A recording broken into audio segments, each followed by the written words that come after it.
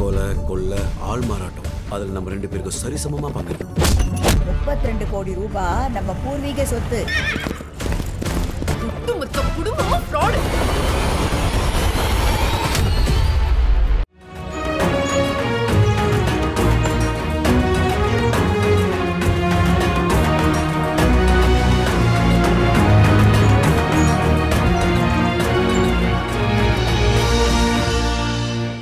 சொல்லாமலே கதையை கேட்டப்போ அந்த படம் பெரிய ஹிட் ஆகும் தோணுச்சு. பெரிய ஹிட் ஆகும் அது தோணுச்சு. 100% ஆகும். ஆக்சுவலாக அதில் வந்து சௌத்ரி சார் வந்து இல்லை அது முந்தாரம் முடிச்ச கிளைமேக்ஸில் நீங்கள் பார்த்தீங்கன்னா கர்ப்பத்தை எடுத்துருவாங்கன்ற மாதிரி வரும். கடைசி டாக்டர் அதெல்லாம் எடுப்போமாயா அப்படின்ட்டு மாற்றி அது மாதிரி பண்ணிடலாம்யா நாக்கெல்லாம் அறுக்க வேணாம். அவர் சசி அதில் ரொம்ப ஃபீல் பண்ணுறாரு. சார் என்ன சார் இப்படி சொல்கிறாரு. இப்போ நான் போய் சொன்னேன் அப்படி சார் சார் அந்த நாக்கு அறுக்கிறது தான் சார் அதில் அழகு. அது போய் அந்த கதை வந்து முந்தாரம்பிச்ச கதை மாதிரி ஆகிடும் சார். அது ரொம்ப அழகான விஷயம் சார். அது எழுதுங்க ப்ளீஸ் சார் அப்படின்னு சொல்லிட்டு நான் அவர் கரெக்டாக நேரில் ஃபீல் பண்ணுவார். இப்போயும் ஒரு கதை விட்டு நான் சொல்லியிருக்கேன். அல்ல அப்படி அது மாதிரி தொடர்ந்தப்பெல்லாம் வந்து தான் இதாக இருக்கும். அது கூட எனக்கும் அதில் உடம்பு ஹீரோவாக ஜெயிக்கணுன்ற இப்போ நான் நடித்த ஹீரோ படம் எல்லாமே ஹிட்டு சார். சுந்தர புருஷன் சொல்லாமல் விரலுக்கு தெரிவிக்கும், ஏன் புருஷன் குழந்த மாதிரி அதுவும் ஹிட்டு சார். அதில் நான் நடித்த 4 படமும் ஹிட்டு தானே ஒழிய நான் எம் நாட் ஃபெயிலியர் ஹீரோ.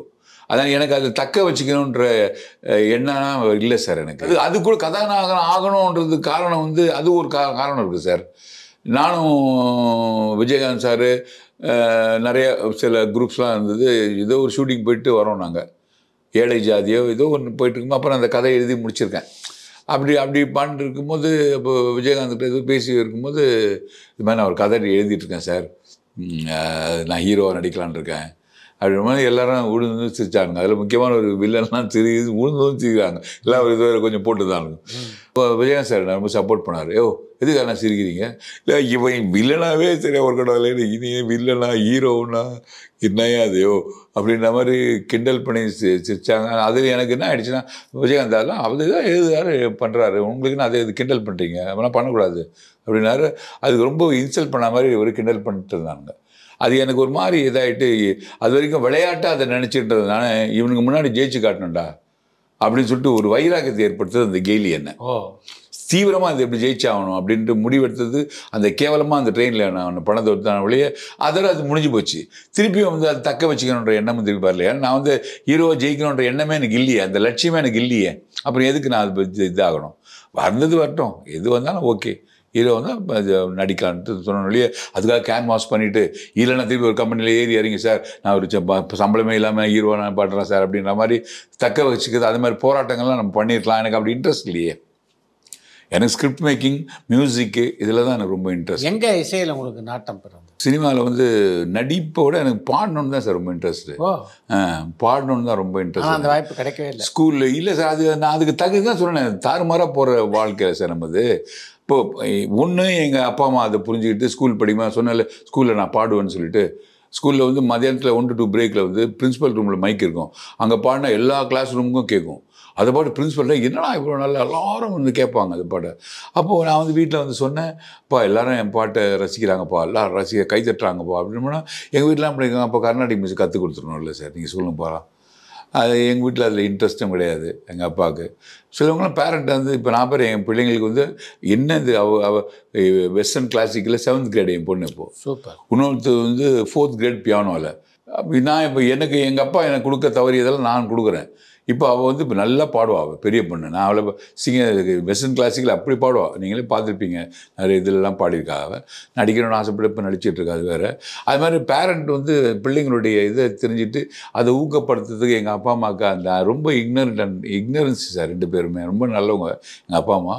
அதே குணம் எனக்கும் கடவுள் கொடுத்துருக்காரு, இன்னசென்ட்டு இன்னும் இன்னசென்ட். அதில் அந்த ஜெயிச்சு தான் அது முறைப்படி கர்நாடிக் மியூசிக் கற்றுக்கிட்டு நம்ம அந்த பாடகராக ட்ரை பண்ணியிருந்துருக்கலாம். அதை விட்டாச்சு.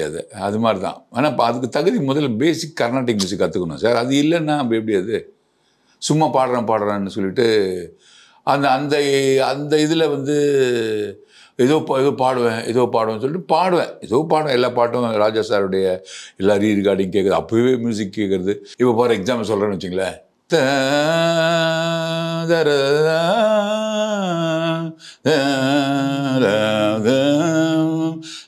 ஓந்தவே டும் டும் டும் கால் தீரவா டும் டும் ஓந்தரவே கால் தீரவா டும் டும் ஓ டும் டும் டும் டாவாம் டும் தென்னானே நானே நாம் பெண்பாவாம் பம் பம் பாபம் பம் ரம் பம் பாபம் தம் ரம் தம் ரம் தம் டம் டம் டம் டம் டம் டம் டம் டம் டம் டம் டம் டம் ரம்பம் பாபம் மோம் ஃப்ளூட் அது ரம்பம் பா தானே நாம் இப்படி போகுது.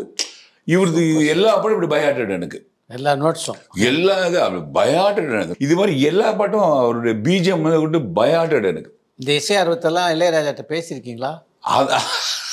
அது ஒரு கதைங்க. இது விடுங்க, இதெல்லாம் நம்ம தெரிஞ்சுட்டு வரும்போது என்ன பண்ணிட்டேன், ஏவிஎம்ல போயிட்டு ஒன்றுமே தெரியாத பாடல்கள் மாதிரி பாடிட்டு ஏதோ ஒரு பூஜைங்க. அந்த பூஜை சீரியஸாக உட்காந்து அவர் கம்போஸ் பண்ணிருக்காரு. பூஜைன்னா அவங்களுக்கு நல்லா தெரியும், ஃபுல்லாக ஜனங்கள்லாம் வந்துட்டு ஒரே கலகலன்னு ஏவிஎம்சின்னு நினைக்கிறாங்க. அவருக்கும் நோட்ஸ் எனக்கு தெரியாது, நோட்ஸ்லாம் கற்று கொடுத்துருக்காரு. அவர் ஏதோ நின்று பண்ணிட்டு இருக்க அவர் போய் ஷோல்டரில் தட்டி இளையராஜா ஆமாங்க இவ்வளோ ஒரு தப்பு இது எனக்கு ஒன்றுமே தெரியாதுங்க. அப்போது சினிமா ஒன்றும் தெரியாது எனக்கு. சார் வேணும் சார், நான் நல்லா பாடுவேன் சார், அதனால் எனக்கு ஒரு நல்லா பாடுவேன், நான் நல்லா பாடுவேன், நானே சொல்லிக்கிறேன். இன்னும் வார்த்தையும் தெரியாது, இன்னும் ஒன்றுமே தெரியாது, நான் நல்லா பாடுவேன் சார், எனக்கு சான்ஸ் எது கிடைக்குமா சார்னு. டேய் கல்யாணம் யாரை வாங்க இங்கே வாங்க யோன்னு ஒரு கற்றுனா பாருங்க, கலகலன்ற க்ரௌடு, கல்யாண க்ரௌடு அப்படியே அமைதி. இவரு வாய் சொல்லிக்கிறது, யார் வாங்குவேன், யாரையும் எங்கள் விட்டுறதுங்க, அறிவு இல்லைடா உங்களுக்கு, எவனுக்காது புத்தி இல்லைடா, அவனுக்கு புத்தி இல்லையாடா, நான் என்ன பண்ணுறது தெரியல, உனக்கு புத்தி இல்லை, உனக்கு எங்கே தர வந்த நீ சார், இல்லை சார், ஏய் எங்கே வந்த நீ, அதுக்குள்ள அவன் கல்யாணம் வந்து பேக் ஒன்று மாட்டி பார்த்து தர கழுத்தை பிடிச்சி இழுத்து எல்லா இதுக்கையும் தரத்தான்னு கழுத்து நிறுத்து போய் அப்படியே ரோட் அந்த பக்கம் ஏவிஎம் சி நிலையாம ஒரு மரத்தாடி இருந்தார் ரைட் சைடில், அதில் போய் அப்படியே என்னை தள்ளி விட்டு அறிவு கட்டவனே. ஆனால் இவரை நல்லா திட்டி விட்டார் கல்யாணத்தை. அவர் யார் எப்படி இவனை உள்ளே விட்டேன்னு சொல்லிட்டு அவர் அந்த கோவத்தில் என் மேலே காட்டி என்னை கேவலமாலாம் திட்டி, நான் அப்படியே பார்த்து நான் என்னடா பண்ணேன், சான்ஸ் தானே கேட்டேன், அதுக்கு இப்படி பிடிச்சி ஆனால் எவ்வளோ பேர் தப்பு பண்ணி போய் தப்பு உள்ளே நுழையலாமா அந்த இடத்துல, நீங்கள் சொல்லுங்க போகலாம். கேவலமா என்ன திட்டியா, இந்த பக்கம் வந்த கொண்டு போட்டுறான் உன்னை அப்படின்னு அவன் எங்களை திட்டி, இந்த ஆள் ஏன்னா இப்படி திட்டுறான். ரொம்ப ஒரு இதாக வளர்ந்தவன் சார் நான். எங்கள் அப்பாலாம் எனக்கு வந்து பாத்ரூம்லேயே ஃபேன் போட்டு கொடுத்தவர். ஆமாம், ஏன் இப்படி திட்டுறாருன்னு எங்கள் அப்பா எங்கள் அம்மாலாம் வந்து ஏய் அப்படின்னு எங்கள் அம்மா வளர்ந்து அமைதியாகிடும். ஏன்னா எவ்வளோ பெருமை தெரியும், இப்படி திட்டுறாங்களே எல்லாரும், அசிங்கமாக கழுத்தை பிடிச்சிட்டு போய் தள்ளி விட்டு. இது தூரத்துலேருந்து பாக்யராஜ் சார் பார்த்துட்ருக்கார் பிறகு. நான் அடிக்கடி அவர்கிட்ட போய் சான்ஸ் கேட்டுருப்பேன், சார் சான்ஸ் கொடுங்க அப்படின்னா அவர் வெளியாட்ட குறுக்காக அடிச்சு என்னை வெளியே தொடுத்திக்கிட்டே அடிக்குதுமா, கொள்ளுக்கூட்டிலேருந்து மொன தெரு மொனைக்கு அடிச்சுட்டு போவான், காலாலே அடிப்பான் என்னை, போட்டு ஓடிடுறான். அந்த மாதிரி ஒரு இது. அப்போ அவர் உங்கள் பாக்யராஜ் கூப்பிட்றாரு, நான் பாக்யராஜ் அழுது கண்ணெல்லாம் தின்னு, நீ அடிக்கடி என் வீட்டுக்கு வர்றேன்னு. அவன் என்ன கேட்ட அவர்கிட்ட போய், என்ன சான்ஸ் கேட்டேன், சான்ஸ் கேட்டியா, காலியாக தோணு சார் உனக்கு நேரம் காலம் படமாயா, இல்லை சார் தெரியாமல் கேட்டேன். என்ன நீ அவன்கிட்ட போய் என்ன பாட்டெலாம் பாடுவேன் நீ, அவன் நடிக்கிறதுலாம் நீ வந்த என் வீட்டுக்கு, அவன் நடிக்கும், எல்லாத்தையும் கால வைக்கிறது, சரி நாளைக்கு வா அப்படின்ட்டு அப்படி தான் சார் ஜாயின் பண்ண வச்சார்.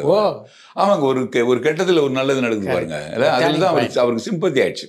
இவர் எல்லாத்துக்கும் அப்படி ராஜா சார் என்னை திட்டினது அவருக்கு வந்து ஒரு மாதிரி என்னை ஃபீல் பண்ணி சிம்பத்தியில் தான் என்னை சேர்த்தார். மற்றபடி திறமையிலலாம் சேர்க்கல. என்கிட்ட விஷயம் அது இருக்குமா கிடையாது. இப்போலாம் நம்ம ஒரு அசன்டர்கிட்ட கேட்டால் இவனுக்கு என்ன திறமை இருக்குன்னு நானே பார்க்குறேன். அப்போ அவர் என்னுடைய சிம்பத்தியில் சேர்த்தது தான் என்ன. அவர் இதுக்கப்புறம் இளையராஜாவோட பணியாற்றக்கூடிய வாய்ப்பு கிடைச்சது எந்த அளவுக்கு வந்தான்னு கேட்டிங்கன்னா, அப்புறம் ராஜா பாக்யராஜ் சாருடைய தூரல் போச்சு இதெல்லாம் போது நான் அவருக்கு மறந்துட்டார். நான் பாவம் அவர் அந்த நேரத்தில் அப்படி பண்ணிக்கூட நம்ம போய் தொட்டெல்லாம் பேசி தொட்டதே தவறு, முதல்ல கேட்டதே தவறு, அப்புறம் அவர் ஷோல்டரை போய் தொட்டது அதுவும் பெரிய தவறு இல்லையா. எனக்கு தெரியல, அதனால் அவரும் அந்த மாதிரி நான் யாருன்னு எனக்கு தெரியல. அப்புறம் அவர் எந்த அளவுக்கு நட்பு என்கிட்ட அவர்கிட்ட வந்ததுன்னா, பாக்யராஜ் சார் இவனை எனக்கு அசிஸ்டண்டாக கொடுத்துறியா, நான் வச்சுக்கிறேன் இவனுன்றாரு. ஏன்னா அவருடைய பாடல்கள் ஒன்று எடுத்து சார் முந்தானி முடிச்சு அந்த பூரத்தில் ஒரு மகராணி அந்த பாட்டு பாடும்போது கம்போஸ் பண்ணும்போது, சார் எனக்கு இந்த தீவத்தில் வந்து அந்த புறத்தில் ஒரு மகராணி ரொம்ப பிடிக்கும் சார், தும்பும் பம் பம் பம் பம் தும்பம் பம் பம் அந்த புறத்தில் ஒரு மகாராணி நானே அன்னை திறந்திருக்க அவள் பார்த்தாள் காமன் திருச்சபைக்கு வழி கேட்டு வாயிலே வாசிக்கிறது அவர் ரொம்ப ரசிப்பார் அதை. அந்த பாட்டு ரொம்ப பிடிக்கும். அந்த இதில் நீங்கள் போட்டிங்கன்னா கூட நல்லாயிருக்கும். அப்படியே சொல்கிறேன், அது என்ன ராகம்னு தெரியல சார், அந்த அந்த அந்த ஃபீல் நல்லாயிருக்கும் சார். அப்படியா சரி இது பாரு அப்படின்னு சொல்லிட்டு தான் நந்தி வரும் நேரம் அந்த ஒரு ராகமும் பார்த்தீங்கன்னா அந்த அந்த இது இருக்கும் அது அது மாதிரி நிறையா அது மாதிரி நான் இன்ஸ்பயர் பண்ணுவேன். என்கிட்ட வேலை வாங்க நீ தான் இந்த பாட்டு நல்லா இல்லை, இது போல் இன்னொரு 30 சொல்கிறாள் நீ தான் நான் சொன்னால் எடுத்து போயிட்டே இருப்பாங்க.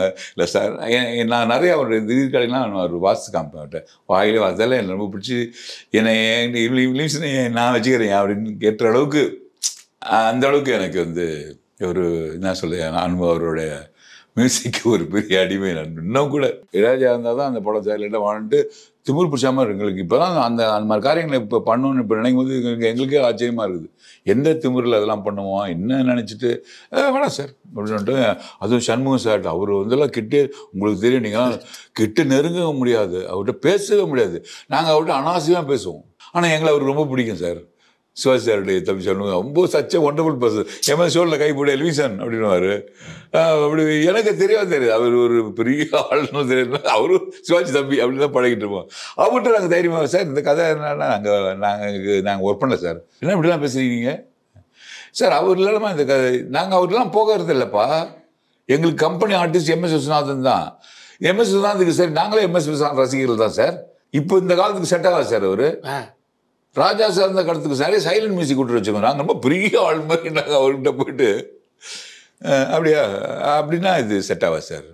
சரி நாங்கள் வரோம் சார் அப்படின்னு அவரை இன்சல்ட் பண்ண மாதிரி கம்பெனி விட்டு இறங்கி வந்துடும். அவர் அது இன்சல்ட்லாம் நினைக்கல, அது என்ன தெரியல, அவர் தெரிஞ்சு பாவம் ஒன்றும் தெரியாது புட்டா போயிட்டு தெரியல உணர்த்துல வந்தால் இனிமேல் அந்த கம்பெனிக்கு வரக்கூடாதுன்னு சொல்லிப்பார். நாங்கள் அப்படி வந்துட்டோம். அடுத்த வேலையை பார்த்துருக்குறோம், வேறு என்ன வேலையை பார்த்துருக்குறோம். கேரம் போர்டு விளையாண்டுக்கிட்டு மொட்டை மாடியில் போயிட்டு காதாடி விட்டுட்டு போனாரு. திரும்பி மச்சான் திரும்பி சிவாஜி பிலிம்ஸை கூப்பிட்றாங்க. அப்படியே காதாடி விட்டுங்கிற மச்சான் ஏறா மச்சான். திரும்பி வந்து என்ன சார் சரி நாங்கள் ராஜர் நாங்களாம் பேச மாட்டோம், நீங்கள் தான் பேசணும். நாங்கள் பேசுகிறோம் சார் அப்படின்னு விஸ்வநாதன் சாருக்கு நாங்கள் போய் அது ஏன் கேட்குறீங்க அவர்கிட்ட பேசி அவர் சார் வந்து ஒத்துக்கிட்டு அப்புறம் கடைசியில் பார்த்து அவங்க ரொம்ப நெருங்கிட்டாங்க சிவாஜி சார் கம்பெனி. அப்போ அவர்லேருந்து சிவாஜி கம்பெனி ஃபுல்லாக ராஜா சார். அதுபோல் அதே மாதிரி விஜயகாந்த் சார் பூந்தோட்ட காவல்காரன் சார் அந்த கதையிலையும் நானும் கொஞ்சம் உட்காந்தேன். நான் முதல்ல வில்லன் அடிக்கிறதால நானும் ஸ்கிரிப்டில் உட்காந்து அது ஒரு கரெக்ட் பண்ணி செந்தில் அதுன்னு தெரியாது. அதில் அதுலேயும் ராஜா சார் தான் வேணும்னு சொல்லிட்டு சண்டை போட்டு இந்த அளவுக்கு அவருக்கும் நமக்கும் ஒரு அவர் பார்க்காத ஆள் கிடையாது, நம்மளாம் ஒன்றுமே கிடையாது ஒரு மண்டியில் இருந்தாலும் நடந்த நிகழ்ச்சிகள் இது சொல்கிறது அவ்வளோ உண்மை. போய் கேட்குறேன் விடிகாலத்தில் 5 மணிக்கு அவர் வீட்டுக்கு போயிட்டு சார் இது மாதிரி நான் ஒரு மியூசிக் நான் சொல்லிட்டேன் சார் சவுதி சார்கிட்ட, நீங்கள் தான் பண்ணுறீங்க. யாரை கிட்ட சொன்ன நீ, யாரை கிட்டே சொன்ன நீ? விடிகாலத்தில் 5 மணிக்கு வீட்டு வாசலில் நான் போய் 4:30 உட்காந்துட்டேன். வீட்டு ஒரு பிளாட்ஃபார்ட்டில் எதிர்க்க போய் உட்காந்துட்டேன். அவர் வர லைட்லாம் எரியுது. அப்புறம் குறுக்கா சார் இப்போ வருவார் சார், உங்களை வர சொன்னாரா அவர்? ஆமாம் சார் வர சொன்னார்ட்டேன். அவர் எங்கே வந்தேன் நீ? சார் மாதிரி ஒரு படம் பண்ணுறேன். இப்போ என்ன பார்த்தனால நீங்கள் தான் மியூசிக், யாரை கேட்ட மியூசிக், யாரை ஒத்துக்கிட்ட நீ? நான் சொன்னேன் நான் உன்னை மியூசிக் போட சொல்லி. சார் நான் வந்து நீங்கள் என்ன எல்லாரும் சொல்லி கண்டுபிடிச்சிட்டார். நீ என்னை முதல்ல என்கிட்ட கேட்காது உன் தவறு, உனக்கு என்ன ரைட்ஸ் இருக்குது, நான் போட்டு கொடுப்பேன்னு நம்பிக்கையில் சொன்னேன். இல்லை சார் இல்லை எந்த நம்பிக்கையாக சொன்னேன், நான் போட்டு கொடுப்பேன் நான் சொன்னேன் அவங்கள்ட்ட அப்படின்ட்டு. சார் நான் அப்படி ஏஞ்சி போயிட்டார். அவர் 5 பேர் அவர் கிளம்புறாரு. அப்போ தான் அவர் என்ன மூட்லேருந்து தெரியல. சரி வந்து ஃப்ரெண்ட்ஸ்லாம் சொன்ன ஏதோ ஒரு மூடில் சொல்லிப்பாரியா திருப்பி இன்னும் கேட்கலாம்னு சொல்லிட்டு திரும்பி போனால் திரும்பியும் அதே திட்டு கண்டபடி அதே இடத்துல. சொன்னால் புத்தி இல்லையா ஒரு மாதிரி சொன்னேன். சும்மா கலங்காதில் வீடு வாசல் வந்து நின்றுருக்க நீ. ஆனால் சார் நீங்கள் இந்த படம் கொடுக்கலன்னா அவர் கொடுக்க மாட்டார் சார், ராஜா சார் தான் இந்த படம் சொல்லிட்டேன் சார், அது உன் தலையெழுத்துக்கு நானே பண்ணுறது அப்படி சொல்லி என்னுடைய கண்ணீர் அவர் வீட்டு வாசலில் ஒரு 5-6 இருக்குது சார்.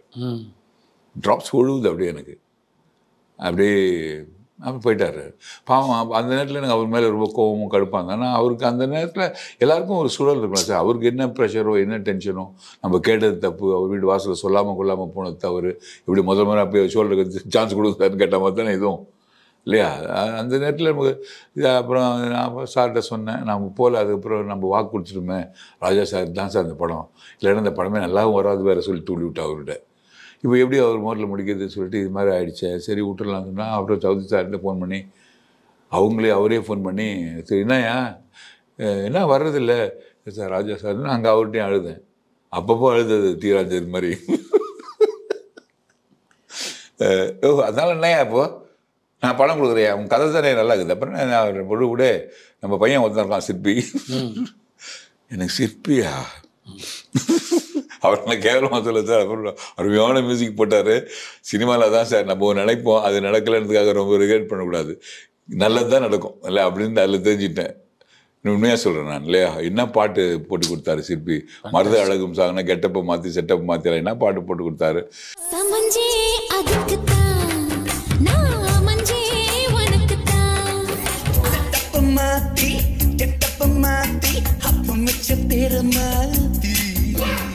நான் வேண்டாவே இருப்பதான் இது பண்ணேன். எனக்கும் கொஞ்சம் மியூசிக் தெரிஞ்சால உட்காந்து ரூம் கொடுக்குறேன், உட்காந்து பண்ணியா நல்லா வர்றேன் சொல்லிட்டு அவரும் சார் இது பண்ணி வச்சு பண்ணியா நல்லா போடுவான் என் மியூசிக் சொல்லிட்டு அவங்க தனியாக ஒரு வீடியோ எனக்கு எடுத்து கொடுத்து போட்டு பண்ணி நீனே பண்ணி அந்த ஒரு நல்ல ஒரு சாங் கிடச்சி அது பெரிய ஹிட் ஆச்சு. அந்த படமும் அவர் இல்லாத குறையாக கரெக்டாக செட் ஆச்சு. அதில் அது மாதிரி நமக்கு சிலதுங்க உங்கள்கிட்ட நான் என்ன சொல்கிறது, ஆசைப்படுவோம், அது நடக்கலன்ட்டு கவலைப்படக்கூடாது. ஏதோ ஒன்று வரும். அதுக்கப்புறம் ஒரு கெட்டதில் நல்லது மாதிரி சில கெட்ட காரியங்கள் நல்ல வடிவில் வரும் சார். சில கெட்ட காரியங்கள் நல்ல வடிவில் வரும். அதாவது கெட்ட நல்லா நடக்கும், ஆனால் எண்டு பார்த்து ஃபெயிலியர் ஆகிடும். சில நல்ல காரியங்கள் கெட்ட வடிவில் வரும். கரெக்ட். அது மாதிரி நமக்கு எது நடந்தது கடைசியில் முடிவு ஒரு சுபமாக மங்களகரமாக வெற்றிகரமாக முடிஞ்சுது. அதனால் எதுவுமே இப்போலாம் எதிர்பார்க்கறதில்லை சார். அந்த அனுபவத்தில் உங்களுக்கு சொல்ல தெரியாது. நீங்களாம் வர மை குரு நீங்கள். உங்கள்கிட்ட போய் நான் போய் இதில் ஒரு சின்ன நிருபம் இருந்தால் கூட அட்வைஸ் பண்ணாமல் சொல்லிட்டுருப்பேன். உங்கள்கிட்ட போய் சொல்கிறேன், எது நடந்தாலும் அது இறைவனுடைய சித்தம் தான் நினைக்கிறது. நான் ரஜினியோட பல படங்கள் நீங்கள் நடிச்சிருந்தாலும் முதல்ல அவரோட சேர்ந்து நடித்த படம் வீரா தான் இல்லையா? கரெக்டாக சொல்கிறீங்களா? அவர் ராஜா சார்மா அவர் ஒரு சித்தர் சார். அவர் கடவுளால் அமைக்க அனுப்பிப்பட்ட ஒரு நடிப்புத்துறைக்கு அனுப்பி வைக்கப்பட்ட ஒரு சித்தர் தான், மகான் தான் அவர். எவ்வளோ பேர் புகழ் இருந்தால் கூட அது அவருடைய சுய ஃப்ரேம் இழக்காமல் எல்லாருடைய அன்போடு பழகி எந்த விதமான ஒரு பந்தாவோ மனதளவு செலவு நடிப்பாங்க. ரொம்ப ப்ராட் மைண்டட் மாதிரியும் ரொம்ப மரியாதைங்க அப்படி இல்லை. உலகபூர்வமாக பேசிக்கலாக சச் அ ஒண்டர்ஃபுல் பர்சன். அவர் ரொம்ப மனிதாபிமானம் உள்ளவர். அவரை பற்றி உலகமே தெரியும். நம்ம என்ன சார் புதுசாக சொல்கிறது. அவரோட முதல் சந்திப்பு நினைவில் இருக்கா? நல்ல ஞாபகம் இருக்குது எனக்கு. அவரோட முதல் முறையாக வீரா தான். வீரா மதியானம் லஞ்ச் வந்தது. ஒருத்தர் சார் உங்களை கூப்பிட்றாருன்னு, ரஜினி சார் தலைவர் நம்ம இது கூப்பிட்றாருன்னு. சரி ஏதோ பேச கூப்பிடுவான்னு பார்த்தீங்கன்னா சாப்பாடு இல்லை, அந்த ஏவிஎம்மில் ஷூட்டிங்கு பார்த்தா அப்படி வச்சுருந்தாங்க அந்த சாப்பாடு. என்னென்னமோ பயங்கரமாக சாப்பாடு, டேபிள் ஃபுல்லாக ரொப்பி இருந்தது. உட்காரல மிஸ் சாப்பிடுங்க நம்ம கூட என்னாரு ரொம்ப சார் இல்லை சார் உட்காரு பரவாயில்ல உட்காந்து சாப்பிடுங்க. இல்லை சார் உங்கள் கூடலாம் எப்படி சார் உட்கார்ல வீசன்னா அவ்வளோ இதுவுமே எடுத்துக்கவே இல்லை சார். அவர் ஒரு கொஞ்சோண்டு கீரை கொஞ்சோண்டு ஒரு சிம்பிளாக ஒன்று எடுத்து வச்சுட்டு என்ன ஒன்று தான் சாப்பிட வச்சார். அவர் என்ன சார் நீங்கள் இப்படி தான் இல்லைங்க சார், அவங்க கொண்டாந்து வைக்கிறாங்க, நான் என்ன பண்ண முடியும், அவங்க வைக்கிறாங்க சொன்னாலும் கேட்க மாட்டேங்கிறாங்க, அவ்வளோதான். அவருடைய ராஜா சார் அப்படி தாங்க. அவங்களுக்கு அவர்கிட்ட நான் கொஞ்சம் சாப்பிட்ருக்கேன் விரும்புகிறேன். காலை டிஃபன் அது மாதிரி சாப்பிட்ருங்க. அவ்வளோ பேர் புகழ் ஒரு மனசு வச்சா காலையில் என்னென்னா சாப்பிட்லாம் சார். அதனால தான் சார் அவ்வளோ நல்ல மியூசிக். அவர் எல்லாரும் சொல்லுவாங்க ராஜா சாரை பற்றி ரொம்ப திமிரு பிடிச்சவர், யாரையும் மதிக்க மாட்டார், சட்டை கடை ஒன்றும் சார் மியூசிக் தான் சார் அது காரணம். முழு பாருங்கள் இப்போ சொன்ன பிஜிஎம்ஸ் அப்படி போடாருன்னா ஒரு ரெண்டு மணி நேரத்தில் அப்படி போடாருன்னா அவர் மனசுக்குள்ளே எவ்வளோ ரெஸ்பான்சிபிலிட்டி அப்படி இருக்கும். நீங்கள் யோசனை பண்ணி பாருங்கள். அந்த நேரத்தில் நான் போய் அவர் தட்டி மியூசிக் சார்ஜ் கொடுக்கணும் எப்படி அவராவது பேசாமல் நானும் தான் அரைஞ்சிருப்பேன் இல்லை சார். அப்போது மனசுக்குள்ளே மதியானம் போய் ரீகடிங் பண்ணோம். அப்போ எப்படிங்க சாப்பாடு இருங்க. அதனால தான் சும்மா ஒரு 2 இட்லி ஒரு சட்னி சாப்பிட்டு அவங்க அவ்வளோ பேர் புகழ் வந்த பிறகு கூட எல்லாத்துலேயும் ஒரு கட்டுப்பாடு வர்றது இருக்குல்ல, அதுக்கு ஒரு மிகப்பெரிய மன கட்டுப்பாடு, தனி மனித ஒழுக்கம் இதெல்லாம் இருந்தால் மட்டுமே அப்போ அப்படி இருக்க ஒரு உணவுல கட்டுப்பாடு, பேச்சில் கட்டுப்பாடு, நடத்தையில் கட்டுப்பாடு, ஒழுக்கத்தில் கட்டுப்பாடு அப்படின்னும் போது அவங்களோட பிஹேவியர்ஸில் ஒரு ஒரு விதமான திமிர்த்தனம் இருக்க தான் செய்யும். நம்ம மற்றவங்களுக்கு பர்ஃபெக்டாக இருக்கிறதுன்னு ஆசைப்படுறாங்க. எல்லா விஷயம் இப்போ நமக்கு திமிராக தெரியுது. அவங்க பர்ஃபெக்டாக இருக்கணும்னு ஆசைப்படுறாங்க. இன்னமும் நான் கேள்விப்பட்ட சார் ராஜா சார் காலங்கத்தில் நீ 7 மணி ரெக்கார்டிங் தெரியல இருப்பாரான். சான்ஸ் இருக்கோ இல்லையோ, படங்கள் இருக்கோ இல்லையோ, பாட்டு இருக்கோ இல்லையோ, உட்காந்து எதையாவது ஒன்று எழுதிட்டு இருப்போம். 7 மணிக்கு போனால் அவர் பார்க்கலாம் சார், இன்னும் நோட்ஸ் எழுதிட்டு இருப்பார். அப்போது அவருக்கு என்ன அவருக்கு என்ன முழுமையான அச்சீவ்மெண்ட் பண்ணுமோ பண்ணியாச்சு. இல்லை இதுக்கு மேலே நம்ம 8 மணி கூட எழுந்துச்சு போகலாமே. இன்னமும் தேடல்லே இருக்கிறாங்க. ரஜினி சாரும் அப்படிதான். இதோ நேற்று போயிட்டார், திருவண்ணாமலையில் ஷூட்டிங்கு போகிறாரு. 10 தலைமுறைக்கு எல்லாமே இருக்குது, பேர் புகழ் எல்லாம் 10 தலைமுறைக்கு சேர்த்துக்கும் போது இன்னும் உங்களுக்கு எதுக்கு எதுனா ஆனாலும் வெற்றியை தக்க வச்சுக்கிறதுக்காக அவங்க தொழில் மேலே இருக்க பக்தியால் இன்னும் நம்ம பண்ணணும் அப்படின்றது சாதாரண மனிதர்களுக்கு வராது சார். நம்ம ஆளுக்கெல்லாம் அது வராது சார். நம்மளாம் வந்து ஒரு படம் 2 படம் ஜெயித்தோன்னே ஒரு இருமாப்பாயிட்டு இந்த பணமே போதும், இந்த புகழே போதும்ன்ட்டு அது ஒரு மாதிரியாக நார்மலான மனிதர்கள். அவங்களாம் அசாதாரண மனிதர்கள், மாமனிதர்களில். அதனால் அவங்கள பார்த்து ரசிக்க தான் முடியும்னா அவங்களால நான் ரீச்சுக்கெல்லாம் நம்மளால போக முடியாது. உங்களுடைய குழுவிலேருந்து வெளியில் வந்து இன்றைக்கி ஒரு நல்ல நடிகராக இருக்கவர் எஸ்.ஜே. சூர்யா, அவரை பற்றி உங்களுடைய பார்வை என்ன? அவன் நல்ல ஹார்ட் ஒர்க்கர் சார். அவர் சினிமாக்காக தன்னை அர்ப்பணிச்சிட்டவர் அவர்லாம். அதனால் ஹைலி டேலண்டடு. என் கூடலாம் அவர் அதுக்கு முன்னாடி நிறைய பேர்கிட்ட ஒர்க் பண்ணியிருக்காரு. குமார்கிட்ட தான் அவர் அசிஸ்டண்ட்டாக இருந்தார் ஆக்சுவலாக, கேப்டன் மகள் நீங்கள் கூட. அப்போ குமார் பார்த்து நல்லா ஒர்க் பண்ணுறியா சொல்லிட்டு கூட ஸ்கிரிப்டுக்கு சேர்த்து நல்ல ஸ்கிரிப்ட் நாலேஜ், அது ஒரு வெரி குட் ஸ்கிரிப்ட் நாலேஜ். இப்போ சினிமா தான் அவர் கமல்ஹாசன் மாதிரி ஒரு கற்றுக்கணும் அந்த விடாமுயற்சியாக தான் அவர் இந்த அளவுக்கு பெரிய ஆள், இவ்வளோ பெரிய இன்றைக்கி வந்து ஒரு நடிகராக பெரிய ஸ்டாராக வந்திருக்காரு. எவ்வளோ பெரிய விஷயம் அதெல்லாம். அது ரொம்ப சந்தோஷமாக இருக்குது. சுந்தரபட்சம்லாம் அவர் ஒர்க் பண்ணார் என்கிட்ட. ரொம்ப நாளாக இந்த சினிமாவை பார்த்துக்கிட்டு இருக்கீங்க. இப்போ சினிமாவில் எப்படி இருக்குன்னு நீங்கள் நினைக்கிறீங்க? இப்போ எல்லாம் ஒரு கார்ப்பரேட் கம்பெனிக்கிட்ட போயிடுச்சு சார். எல்லாமே பெரிய படங்களாக தான் கொஞ்சம் மன வருத்தமாக இருக்குது எனக்கு. பெரிய படங்கள் பண்ணட்டும், வானான்னு சொல்ல 100 கோடி 200 கோடியில் பெரிய ஸ்டாரு அதர் லாங்குவேஜ் நடிகர்களை போட்டுக்கிறாங்க. நாங்கள் வேணான்னு சொல்ல. இப்போ வில்லனாகவே பார்த்தாலும் அழகான வில்லனை போடுறாங்க. இப்போ இருக்க எங்களுக்கெல்லாம் எங்கள் மாதிரி வில்லன்களுக்கெலாம் வந்து தமிழை தவிர வேறு எதுவுமே தெரியாது. ஆனால் இப்போ வந்து அது பிஸ்னஸ் மாதிரி ஆயிடுச்சு. ஒரு லாங்குவேஜ்லையும் ஒருத்தர் போட்டுட்டா அது பிஸ்னஸ் பண்ணலான்ற மோட்டிவேஷனில் அவங்களுடைய ஆதாயத்துக்காக அது பண்ணுறாங்க. அவங்க லாபத்துக்காகவும் அவங்களுடைய சர்வைவலுக்காக பணம் போட்டு முதலீடு பண்ணி பண்ணுறாங்க. பெரிய மீனை போட்டு பெரிய மீன் எடுக்கிற மாதிரி பண்ணுறாங்க. ஆனால் சின்ன படங்களை வந்து ஒதுக்குறது வந்து எனக்கு வேதனையாக இருக்குது. ஏன்னா அவங்க பெரிய கம்பெனி, பெரிய நடிகர்கள் எத்தனை பேர் சார் இருக்காங்க? ஒரு அஜித் இருக்கார், விஜய் இருக்கார் இல்லையா? இவங்க தான் பெரிய பெரிய ஸ்டாரு. ரஜினிகாந்த் இருக்கார். இப்போ 100 கோடிக்கு தாண்டினவங்க 2 பேர் இருக்காங்க.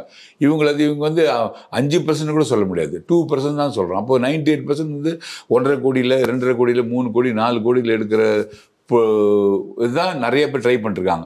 என்னாலலாம் அப்படிலாம் ஒரு 100 கோடிக்கான ப்ராஜெக்ட்லாம் திங்கே பண்ண முடியாது. எனக்கு வந்து ஃபேமிலி, லவ் இந்த மாதிரி தான் என் மைண்டு போகும். அதில் ஏதாவது புதுசாக பண்ண முடியுமா தான் யோசிப்பேன் ஒழிய பிரம்மாண்டமாக யோசிக்கிறது. கேங்ஸ்டர்ஸ் கதை நல்ல கேஜிஎஃபால் வந்ததுன்னு நினைக்கிறேன். அதுலேருந்து வந்து ஒரு கேங்ஸ்டர்ஸ் அதுக்குதுன்னு அந்த மாதிரிலாம் இந்த கன்னில் சுடுறது, இவனுக்கு அவனை படி வாங்குறது, இது மாதிரி கதைங்கள்லாம் நம்ம வந்து அது மாதிரி என் மனநிலைகள் அப்படி கிடையாது. நம்ம வந்து ஃபேமிலி கதை, லவ் ஸ்டோரி இது மாதிரிலாம் போனதால் சின்ன ப்ராஜெக்டெல்லாம் அப்படியே டோட்டலாக வந்து நின்று போய் அவங்களுடைய வாழ்க்கையே ஒரு கேள்விக்குறி ஆகிப்போச்சு சார். அது ரொம்ப வேதனையான ஒரு விஷயம். அப்புறம் இந்த சொல்ல தவறாக எடுத்துக்காதீங்க. இந்த விஷால் வந்து நடிகர் சங்கத்தில் இருக்கார் இல்லையா, நடிகர், அவர் வந்து ஒரு ஸ்டேட்மெண்ட் கொடுத்து பல பேருடைய பாதிப்பு ஆகி போயிடுச்சுங்க. அவர் தெரிஞ்சு சொல்லலாம்னு எனக்கு தெரியல. அது சின்ன படங்கள்லாம் இனிமேல் எடுக்க வராதிங்க, அந்த புது ப்ரொடியூசர் நாங்கள் சொல்கிறோம், அது போல் அந்த பணத்தை கொண்டு போய் நிலத்தில் போடுங்க, லாபகாரமாக வரும்னு சொல்கிறது. அதனால மிகப்பெரிய பாதிப்பு. இப்போ என் ப்ரொடியூசரே அந்த பின் வாங்கிட்டார் சார். ஆமாங்க, என்னங்க அப்படிலாம் நடிகர் சங்க தலைவர் அப்படி பேசுகிறாரு. நான் இப்போ 1.25 கோடிக்கு ஒரு ப்ராஜெக்ட் பண்ணிகிட்டு இருக்கேன். 3 வருஷமாக இந்த கதையை எழுதி முடித்தேன் சார். இப்போ அதே மாதிரி என்கிட்ட நிறைய பேர் சான்ஸ் கேட்டு வருவாங்க. எல்லோரும் பார்த்தீங்கன்னா இப்போ நீங்கள் போங்க டீனர், நான் ஒன்றும் கூட 80ஸ்லேயும் நான் எப்படி நான் இருந்தேனோ அதே மாதிரி தான் சார் இன்னும் கூட இருக்கிறேன். Surviving for the life. 100 படம் முடிச்சிட்டேன், இன்னும் வாடகை வீட்டில் தான் இருக்கிறேன், இன்னும் போராடிக்கிட்டு இருக்கேன். ஏதாவது வேணால் ஆனால் அது வீட்டில் எனக்கு சந்தோஷம்தான். போராடிக்கிட்டே இருப்பேன், தோய்வடையில் எல்லாம் செட்டில் ஆகிட்டுப்பாங்க, வயசாகிடுச்சு. இல்லை, நான் இன்னும் போராடிக்கிட்டு இருக்கேன். உங்களை மாதிரி தான் நீங்கள் பாருங்கள், போராடிட்டு இன்னும் ஜெயிச்சுட்ருக்கீங்க.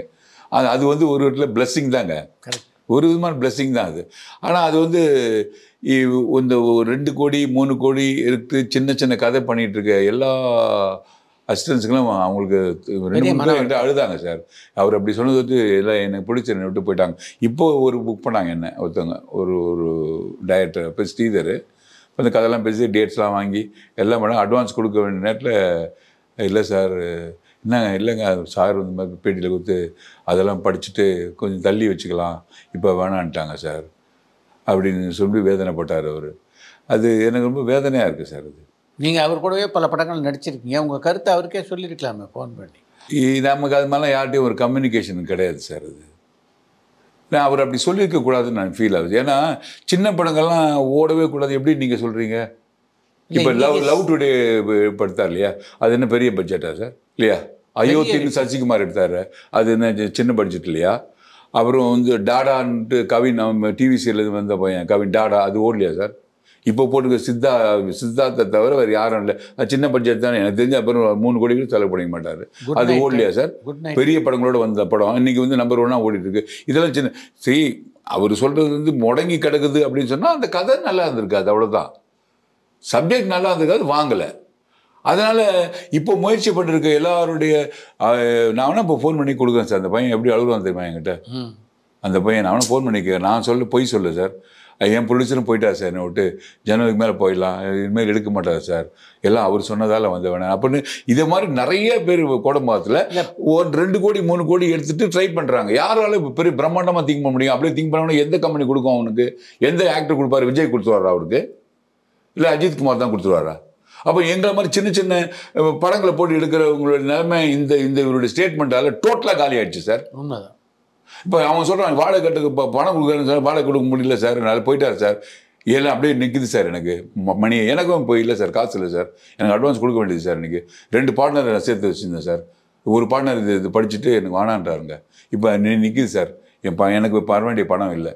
ஸோ இதனால் பாதிப்பு என்ன இருக்குது? அதனால் இந்த சின்ன படங்களை ஓடுது, இதெல்லாம் உங்களுக்கு தெரியல. இந்த படம்லாம் ஓடிச்சே, இப்போ பெரிய படங்களை மட்டும் ஓடிச்சா நான் கேட்குறேன். இவர் எடுத்து 4 படம் எடுத்தால் ஓடிச்சா சார்? அது நான் இது யாரும் என் மாதிரி குற்றம் சொல்லி என் லைஃப்பில் என் கேரியரில் பழக்கமே இல்லை. இருந்தாலும் எனக்கு லாஸ் ஆகிடுச்சு சார், என் லைஃப் ஸ்பாயில் ஆகிடுச்சு. இதனால் இனிமேல் நான் யாரை நான் தேடுறது, இன்னொரு ப்ரொடியூசர் எப்போ தேடுறது, எப்போ வருமானு? சின்ன படம் இருக்கணும். நீங்கள் நல்ல கதை இப்போ கிடப்பில் கிடக்குதுன்னா அது நல்ல கதையாக இருந்திருக்காது. எனக்கு தெரிஞ்சு சார், 40 வருஷமாக சினிமாவில் இருக்கேன் சார், ஒரு நல்ல படம் ஃபெயிலியர் ஆனது சரித்திரமே கிடையாது. அதே மாதிரி ஒரு குப்பை படம் நல்லா ஓடிச்ச சரித்திரமே கிடையாது. நல்லா ஓடிச்சு. ஜெகன்மோகினி ஓடிச்சுன்னா ஜெகன்மோகினி கூட ஏதாவது விஷயம் எனக்கு ஓடிச்சு. சும்மா ஓடா ஜெகன்மோகினிலாம் ஏதோ இருக்கும் அதில். உங்களுக்கு வேணால் அந்த குப்பையாக தெரியலாம், எனக்கு அது பிரமாவாக தெரியும்.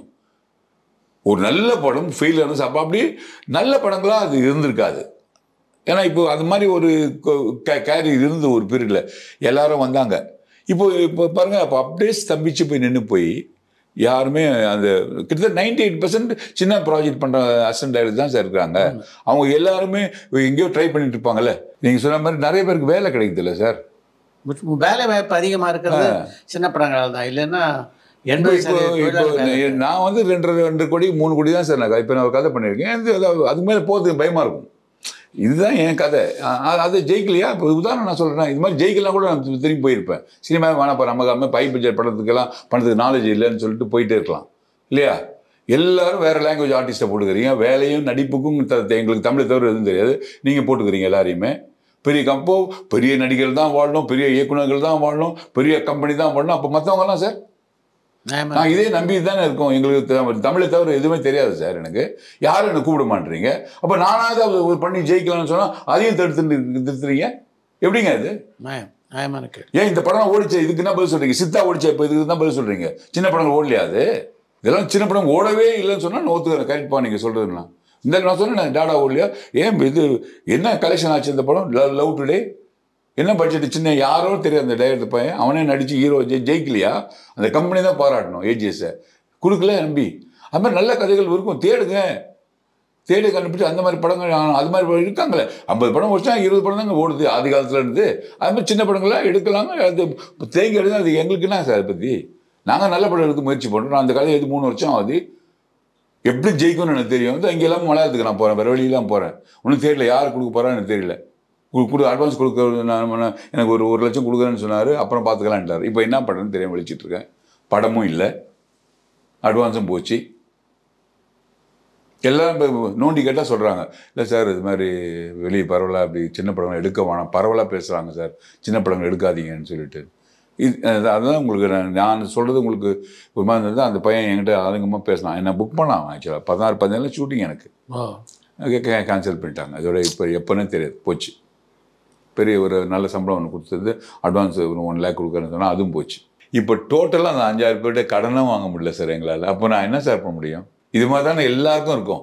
சின்ன கடன் வாங்க. இப்போ நான் வந்து 2 லட்சம் வாங்கினா 50,000 வாங்குவாங்க இல்லை, 5,000 வாங்க இருக்காங்களோ இருக்காங்க. என் டிரைவர் 5,000 கடன் வாங்குவான். அப்போ அவங்க நிலைமெல்லாம் இந்த சின்ன சின்ன கம்பெனியை நம்பி தான் சார் இது எல்லாமே இருக்குது. இப்போ நாங்கள் எங்கே போய் பேங்க்கில் கடன்லாம் கொடுக்குறதுல நிறுத்திட்டாங்க. இது எப்படி பர்சனல் பேங்க், அதுக்கு 1000 கொஸ்டின் கேட்குறானுங்க. அது வேணாம் இது வேணாம், ஒரு 2 லட்சத்துக்கு கேட்குறதுக்கு 1000 ப்ரொசீஜர் பண்ண. இவன் அப்படி கிடையாது, ஒரு முறை வாங்கி ஒரு முறை கொடுத்துட்டா அப்புறம் எதுவுமே கேட்கறது இல்லை. லிமிஷன் கரெக்டாக கொடுத்துட்றாரா கடன்னா கரெக்டாக கொடுத்துருவேன் நான். வட்டியை 5ஆம் தேதினா 5ஆம் தேதி கொடுத்துருவேன் நான். பேங்க்கில் போட்டுருவேன் நான், உடனே எடுத்துப்பாடுவேன். அந்த அளவுக்கு இருந்தவங்கலாம் இப்போ அதையும் க்ளோஸ் பண்ணிட்டாங்க. அப்போது நான் கடவுள் சத்தியமாக சொல்லலாம் சார், சில டைமில் சூசைட் பண்ணிக்கலாம்னு எண்ணம் வந்துடும் சார் எனக்கு.